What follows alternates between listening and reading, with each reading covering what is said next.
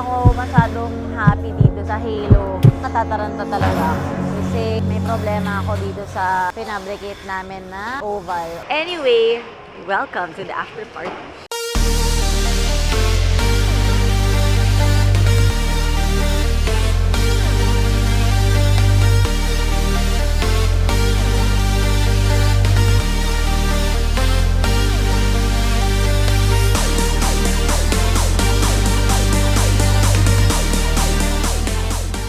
Hello guys! So it's Niana's 18th birthday.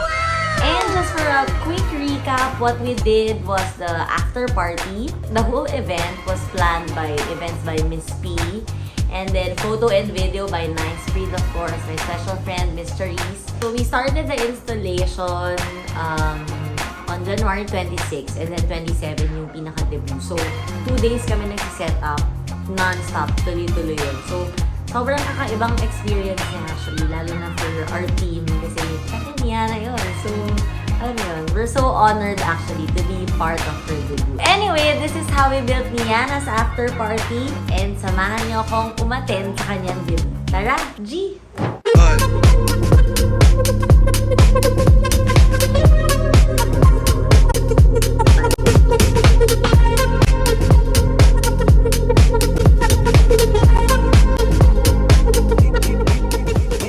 So far, 80% tapos na ako eh. Nakabit ko na yung mga elements na gusto ko pero ngayon ako. Pero kaya yan. Magagawa ko ito ng paraan. Kuha naman sa, pero syempre when you look closely, nakikita mo yung mga chismis. As OC, we want quality. So now, acrylic yung ilalim niyan eh. Tapos may ilaw. So, medyo ngayon, ano pa siya, halata mo yung mga tagpi-tagpi. Yung idea ko dito is, so nilagyan ko siya ng yero. Tapos parang octopus, na alam mo yung parang sisilip yung octopus pag gano'n. Pag nakababa kasi yung trusses, hindi mo pa talaga makikita. Like, feeling mo, ang ganda. Like, kasi syempre eye level lahat eh. Pero once it goes up, dun mo na makikita yung mga chismis ng taon na kailangan mong itago, ganyan. So, number 1 na sakit ng ulo ko is itong ang oval, which is ginagawan pa rin namin ng paraan. So, nag-iiba-iba yung kulay nito, tapos gumagapang-gapang, and then magpa-flat. So, sobrang wild and crazy ng idea ko for this one. Sobrang ganda niya in my mind. Tumawag ako, I called a friend. Si Sir Freddy is a good friend of mine, and si Sir Marlon. So, sila yung mga expert talaga when it comes to these materials. So, for today's ganap, ang gagawin kong bouquet ay all dried and preserved flowers. Actually, si Tito Nino ang nag-request ng bouquet for Niana. And ako lang yung nag-send ng peg. Tapos, so syempre, kailangan align pa rin sa theme natin yung gagawin nating bouquet. For our ingredients and our recipe for today, syempre, meron tayong wrapper. We have barbecue sticks. Meron tayong dried flowers, dried fillers. Iba-iba yung itsura niya. We also have preserved rose.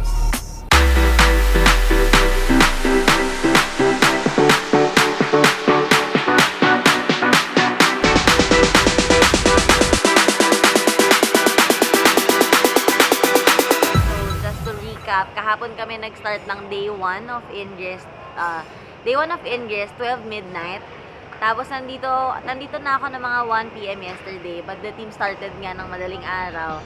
Tutur ko lang kayo around, marami na nangyayari. As in, medyo bangingin na ako tsaka lutang na kasi nga walang tulog. But so far, this is the cocktails area. So kung mapapansin nyo guys, see the tent, it's a big whole tent that can cater at least parang in my mind, parang nasa pang 3,000 packs. Ganun siya kalaki. So, we had to divide the whole venue into 3 separate parts, which is the first part is the cocktails area, and then the other side is the reception where the dinner will be held, and then the other side is the after party. So, what's really exciting is surprise yung after party. So, pag pumasok yung guest dito, hindi nila alam na may after party dyan kasi in-load namin yan. We also did 2 photo walls, one from Gideon and then one from Gender and Styling. So, dito yung photo wall ko. Pagkakaroon dito ng tunnel, yung tunnel, andito pa siya sa labas. Yan. So, tunnel yan, yung box na yan, ipapasok namin sa loob. So, bakit hindi ko pa napapasok is because hindi pa ako nakakaangat ng trusses. Anyway, welcome to the after party.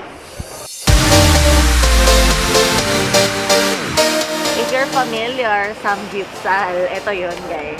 Nandito na ako sa pinaka-centerpiece of my artwork ngayong gabi na to. Ay, ngayong araw na to. Nag-install na lang kami ng dance floor, which is mirror dance floor yan. And then, ito yung tinatawag kong halo, which is, ito naman yung kahapon ko pa nga sinosolusyonan, guys. Ang sakit na ng ulo ko talaga.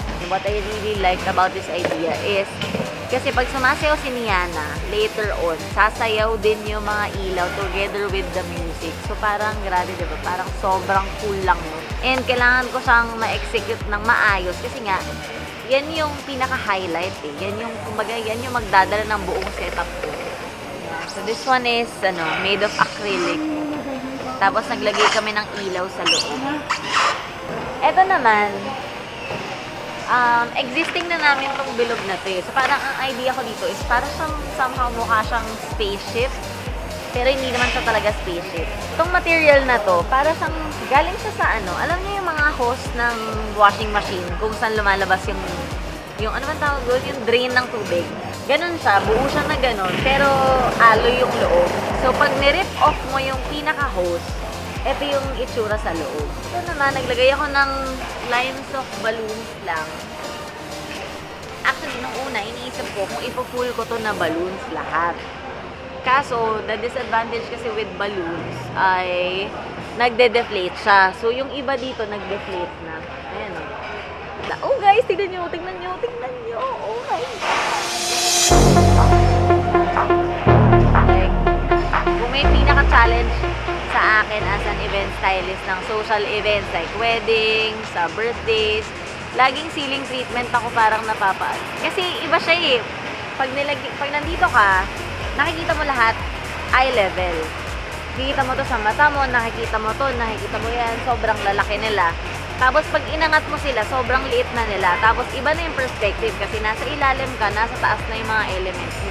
And iba siya pag eye level, iba din siya pag nasa ilalim ka. So, yun yung mga parang kailangan may footprint ka na sa utak mo. Kagaya ng ginawa ni Sir Gideon, di ba? Grabe, ang galing nung hindi niya kinover lahat. May areas pa din na walang nakalagay, pero punong-puno yung mata mo sa lahat ng nakikita mo. So, sobrang galing. Kagabi nandito siya, magkakwentuhan din kami habang nasa-set up. So, pasok tayo sa kabila, which is, ang nag-style naman ito is the one and only Gideon Hermosa. So, guys, sobrang honored ako kasi, syempre, Gideon Hermosa yun. Tapos, collaboration with Ginger. Parang, wow, grabe naman. Pangarap ko lang yun. Wow! Grabe, guys.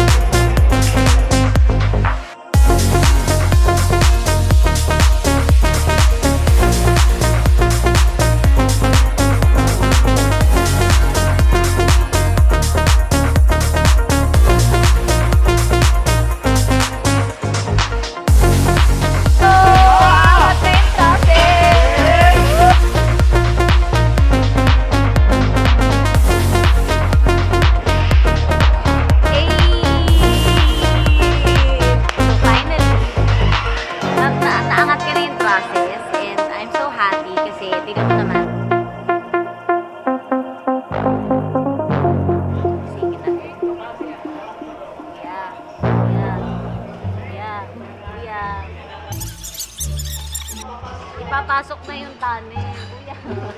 Hello, dyan mo siya sa iwan. Sorry na, kuya. Laro! Kuya! Papasok yung tunnel, kuya. Ayan. Thank you po. Sorry na.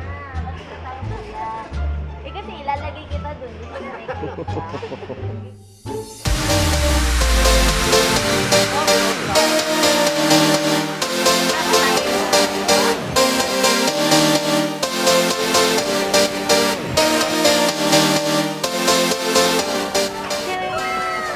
Time check tayo, 3:52. Almost 4 p.m. We're just doing final touches na lang. So, DJ's booth, adding a little detail.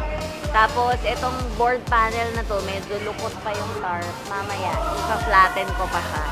Tapos, onting details pa ako sa tunnel. And then, that's it. I'm done.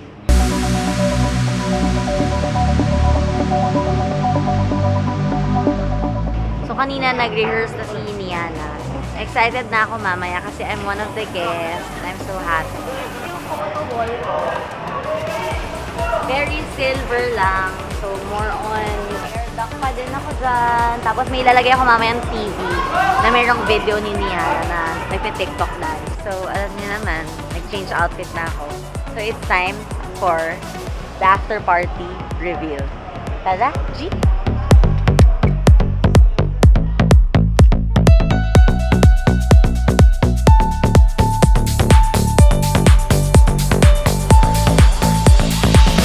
Finally, tapos na kami asin sa lahat. We're ready to roll. And nalagay na namin yung mga lounges.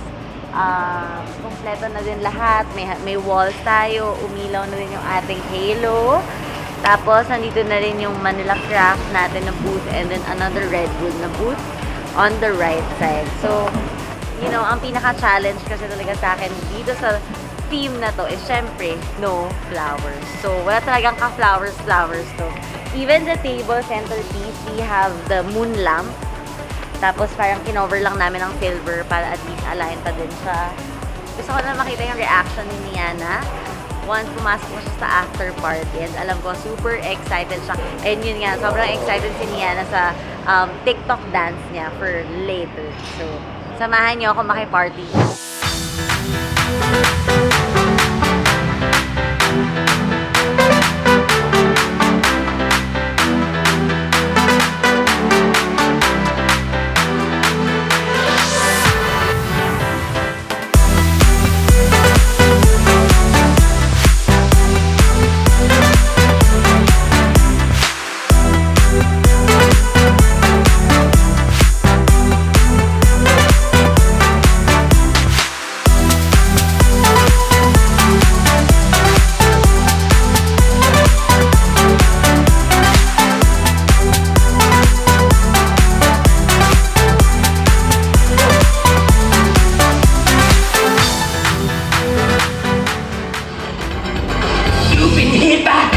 You've been hit by smooth.